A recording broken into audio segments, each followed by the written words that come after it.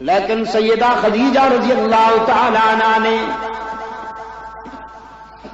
اپنے مثالی شوہر کے اخلاق کا جو پرتو دنیا انسانیت کے سامنے پیش کیا، اس کا کیا جواب ہو سکتا ہے؟ اب خادم کی سنیے، انہی خدیجہ رضی اللہ تعالی عنہا نے حضرت زید کو خرید کر کے رحمت عالم صلی اللہ علیہ وسلم کی خدمت کے لیے وقف کیا۔ کچھ عرصہ کے بعد زید کے باپ کو پتہ چلا کہ میرا بیٹا مکہ کے ایک ہاشمی گھرانے میں خادم ہے۔ تلاش کرتا ہوا مکہ میں پہنچا، زید کو ملا کہ ایک ہاشمی گھرانے میں خادم ہے۔ تلاش کرتا ہوا مکہ میں پہنچا، زید کو ملا، دیر تک روتا رہا، کہنے لگا بیٹا جب سے تم چلے آئے ہو ہمارے گھر سے مسکراہٹیں بھی رخصت ہو گئیں۔ تمہاری ماں ہر وقت تمہاری انتظار میں دروازے کو دیکھتی اور روتی رہتی ہے کہ کب میرا لخت جگر آئے گا۔ تمہاری بہنیں بھی بے قرار ہیں، آؤ میں تمہیں لینے کے لیے آیا ہوں۔ زید کہتا ہے یہ باتیں بعد میں ہوں گی، آؤ پہلے میں تجھے اپنے آقا سے ملا دوں۔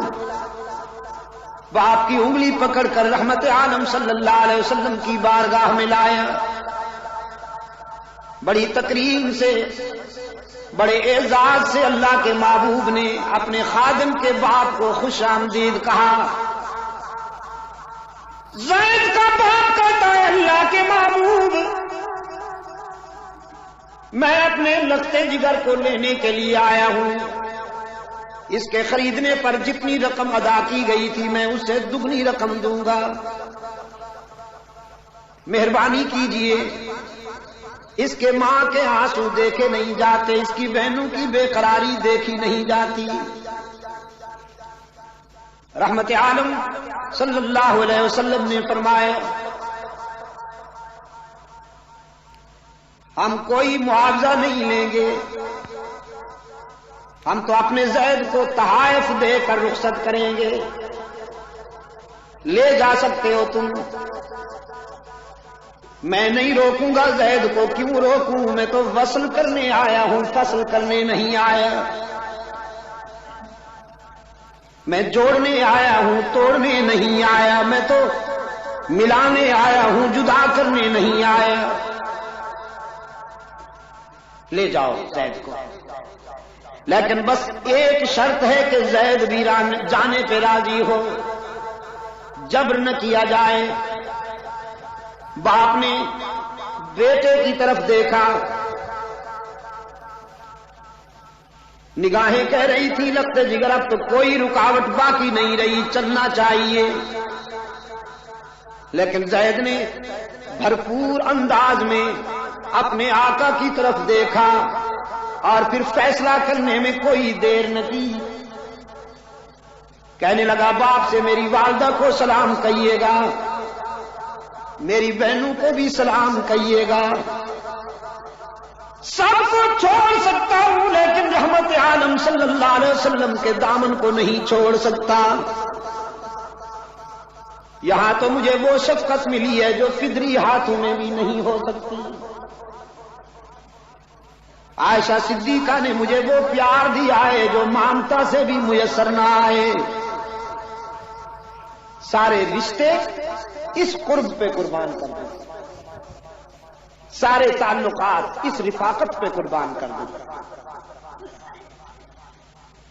یہ خادم کی گواہی ہے دوستوں۔ اب اڑوس پڑوس کی سنیے۔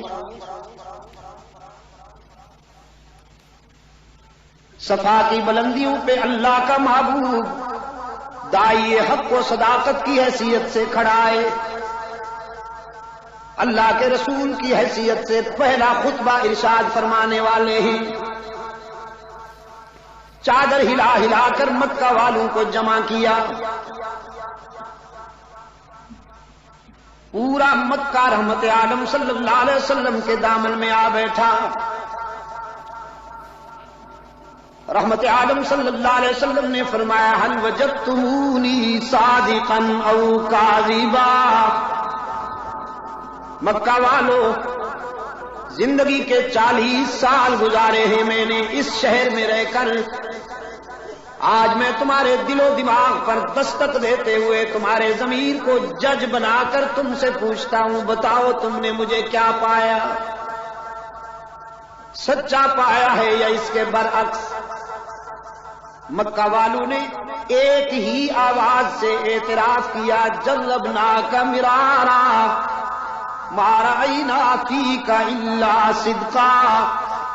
وہ عبداللہ کے یتیم، ہم نے کئی بار آپ کو آزمایا، جب بھی آزمایا سچا پایا. آپ تو صداقت کا نشان ہیں، آپ تو دیانت کا اعلان ہیں، آپ تو شرافت کا برہان ہیں. ہم تو جب صداقت و دیانت و امانت کو چلتا پھرتا دیکھنا چاہتے ہیں تو آپ کی طرف دیکھتے ہیں. آپ تو صادق اور امین کے خطاب سے یاد کیے جاتے ہیں. کراچی والوں، مکہ والوں نے مبالغہ کیا یا سچ کہا؟ سردی میں سکڑے ہوئے دوستوں، تمہارے یخ بستہ جواب پر میں کیسے انحصار کروں؟ پھر پوچھتا ہوں، مکہ والوں نے